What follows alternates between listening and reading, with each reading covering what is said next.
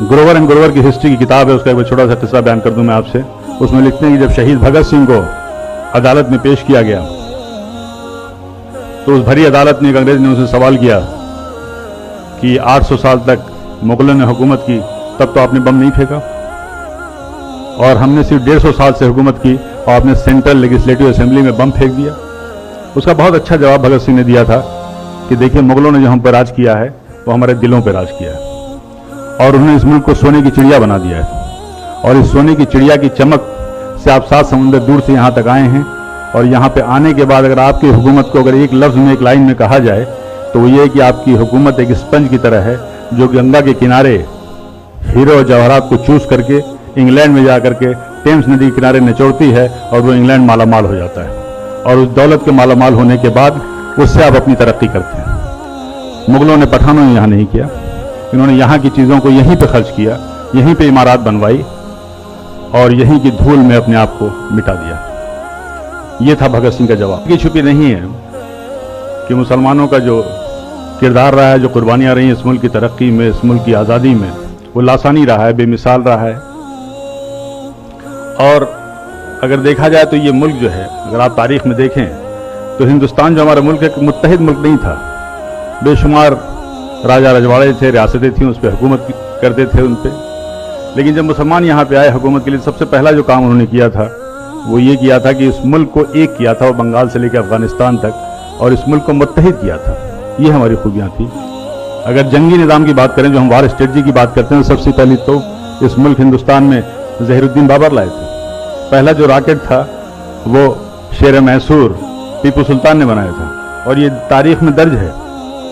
बल्कि जो विलियम कॉन्ग्रेव था, जो कि एक्सपर्ट था इसका, वो अपनी किताब में लिखता है ये कि उनकी शहादत के बाद 1799 में जब शहीद हुए शेर मैसूर टीपू सुल्तान, तो उसको उन्होंने 1801 में जब्त करके वो इंग्लैंड ले गए, और 1801 से लेकर के 1805 तक उस पर तहकीक करते रहे, रिसर्च करते रहे, समझ नहीं पाए कि इसका सिस्टम क्या है, इसकी डिज़ाइन क्या है।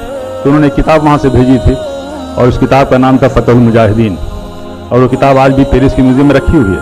और उस किताब को लिखने वाले टीपू सुल्तान थे, जिसमें डिटेल डिस्क्रिप्शन था कि ये जो रॉकेट है इसको कैसे इस्तेमाल किया जाए। तो ये वो पहली मिसाइल थी, आप गूगल में सर्च कीजिए, वो जो पहली मिसाइल थी मैसूरियन मिसाइल टीपू सुल्तान ने बनाया था। और आज जो आप मिसाइल देख रहे हैं, अग्नि मिसाइल, पृथ्वी मिसाइल, इसके भी बानी एपीजे अब्दुल कलाम है, जिनको आप मिसाइल मैन कहते हैं और जिनको फादर ऑफ मिसाइल कहते हैं। और आप कस्टोडियन जो आप कहते हैं, जो रेवेन्यू का सिस्टम है, ये सब शेर शाह सूरी का दिया हुआ है। And he was one of the best administrator. Police का निज़ाम किया था, डाक का निज़ाम किया था, और सबसे पहली सड़क इस मुल्क में बनी थी शेर शाह सूरी ने बनवाई थी। करेंसी सिस्टम में बदलाव लाए थे। रुपए जो जिसको कहते हैं आप यूज, शेर शाह सूरी का वो था। ग्रैंड ट्रंक जो रोड थी कलकत्ता से लेकर के पेशावर तक, ग्रैंड ट्रंक रोड उसी की यादगार है। बगावत की, जंग आज़ादी की, तो पहली जो बगावत थी वो 1773 में हुई थी, और उसका नाम जो था, शायद आप में से ज़्यादातर लोगों को मालूम होगा, फ़कीर एंड सन्यासी रिबेलियन नाम से नाम था। यानी बंकिम चटर्जी जी ने अपनी आनंद मठ की किताब में साफ साफ लिखा है कि उस ज़माने में जो फ़कीर और सूफ़ी हुआ करते थे, जो साधु और सन्यासी हुआ करते थे, वो एक साथ जाते थे, झुंड का झुंड जाते थे, और अंग्रेज़ों के गोदाम में वो लूटते थे, और उस कहत के दौरान वो जो अनाज लाते थे वहाँ से, वो हिंदू मुसलमानों में तकसीम किया करते थे। और ये सिलसिला तकरीबन 50 साल तक चला। इसका पूरा तारीख में डिस्क्रिप्शन है। पहली जो जंग आज़ादी थी वो 1857 की, और जिस फतवा वर्ड हम कहते हैं, जंग आज़ादी का सबसे पहला फतवा फजल हक खैराबादी ने दिया था।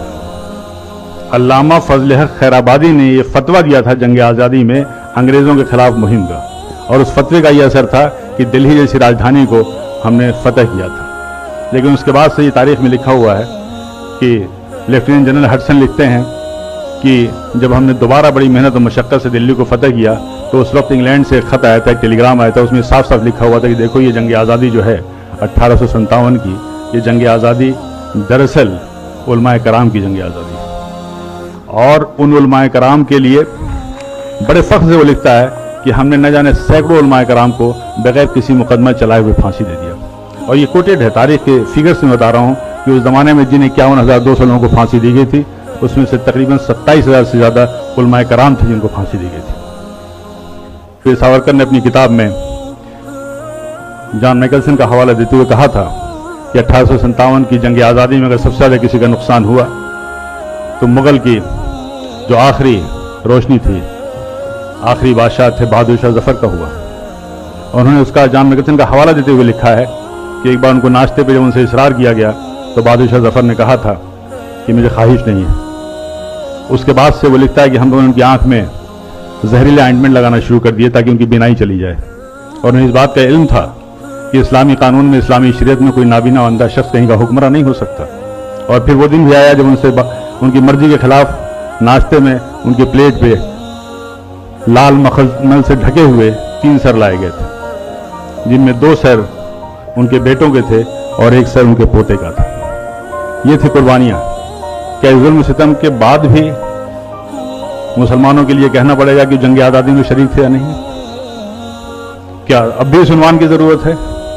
अब भी इस प्रोग्राम की ज़रूरत है? क्या चांद सितारों की मौजूदगी के लिए बहस होगी? कतई नहीं।